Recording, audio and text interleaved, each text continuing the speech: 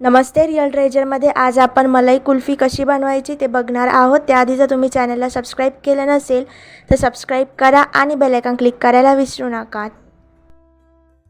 मलाई कुल्फी बनवण्यासाठी इथे मी एका नॉनस्टिकच्या कढईमध्ये अर्धा लिटर म्हशीचे दूध घेतले आहे। जर तुम्ही इथे स्टीलची कढई वापरणार असाल तर त्यामध्ये सर्वात आधी थोडेसे पाणी घालावे व त्यानंतर दूध, जेणेकरून की दूध जे आहे ते कढईला नंतर लागणार नाहीत। आता यामध्ये मी 3 चमचे मिल्क पावडर घालते व नीट मिक्स करते। मिल्क पावडर घातल्याने आपल्या आईस्क्रीमला रवा छान असं टेक्स्चर येतं।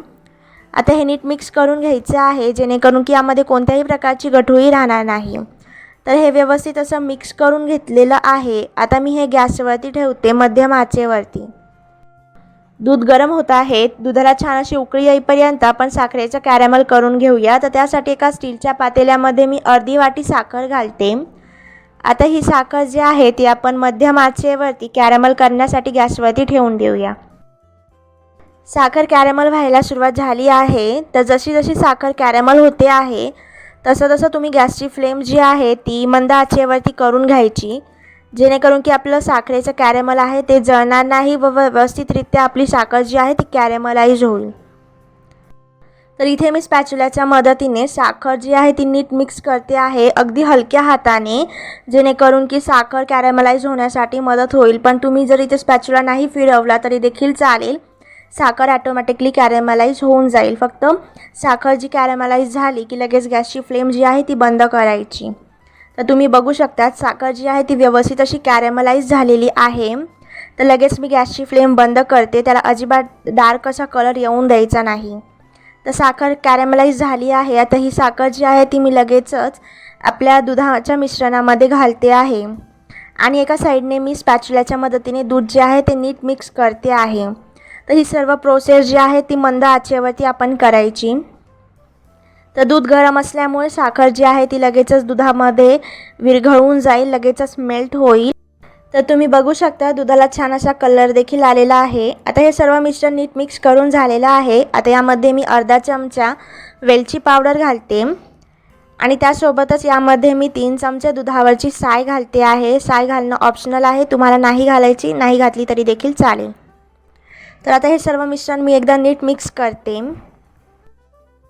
तर इथे मी अर्धी वाटी दूध घेतलेलं आहे। हे दूध मी आपल्या अर्धा लिटर दुधामधनं साईडला काढून ठेवलेलं। आता यामध्ये मी 2 चमचे कॉर्नफ्लॉवर घालते व नीट मिक्स करते। यामध्ये अजिबातच गठुळी राहणार नाही याची काळजी घ्यायची। तर आता हे सर्व मिश्रण जे आहे ते मी आपल्या दुधामध्ये घालते आणि एका साईडने नीट मिक्स करत राहते।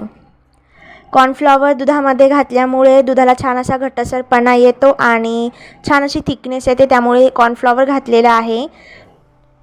जरी कॉर्नफ्लॉवर नाही घातलं तरी देखील चालेल।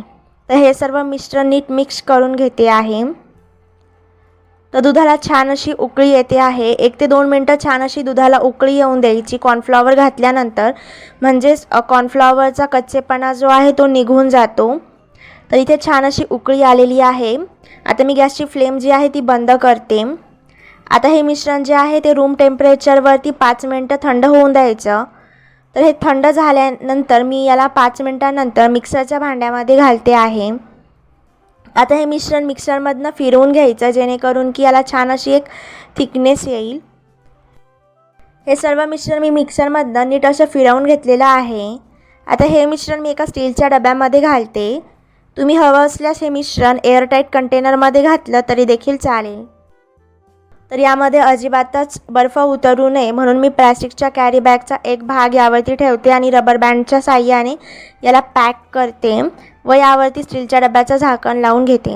तुमच्याकडे जर ॲल्युमिनियम फॉईल पेपर असेल किंवा बटर पेपर असेल तर तुम्ही इथे तो वापरला तरी देखील चालेल। आता आपण ही कुल्फी 6 तासांसाठी कमीत कमी आणि जास्तीत जास्त रात्रभर आपण फ्रीझरमध्ये सेट करायला ठेवणार आहोत। तर ही कुल्फी मी रात्रभर फ्रीझरमध्ये सेट करून घेतलेली व्हिडिओमध्ये बघू शकतात। कुल्फी व्यवस्थित अशी सेट झाली आहे। आता ही व्यवस्थित अशी बाहेर काढण्यासाठी यामध्ये मी एक सुरी घालते आणि हा स्टीलचा डब्बा जो आहे तो मी पाण्यामध्ये घालते। तर 20 ते 25 सेकंद फक्त हा स्टीलचा डब्बा मी पाण्यामध्ये ठेवलेला। तर व्हिडिओ दाखवल्याप्रमाणे सुरीच्या मदतीने आपण कुल्फी जी आहे ती डब्याच्या बाहेर काढून घेणार आहोत। तर गोल गोल फिरवत आपण ती बाहेर काढून घेणार आहोत। तर व्हिडिओ दाखवल्याप्रमाणे मी कुल्फी जी आहे ती बाहेर काढून घेतलेली आहे. ती मी एका प्लेटमध्ये ठेवते. साखरेचं जे कॅरॅमल केलं होतं त्यातले काही तुकडे उरलेले त्यावरती मी क्रश करून घालते आहे. तर ही मलाई कुल्फी तुम्ही अशी सर्व करू शकतात किंवा तुमच्या आवडत्या आकारामध्ये कट करून घेऊ शकतात. अशाच प्रकारे मलाई कुल्फी बनवून तयार झाली आहे. जर तुम्हाला ही रेसिपी आवडली तर व्हिडिओला लाईक, कमेंट, शेअर करायला विसरू नका.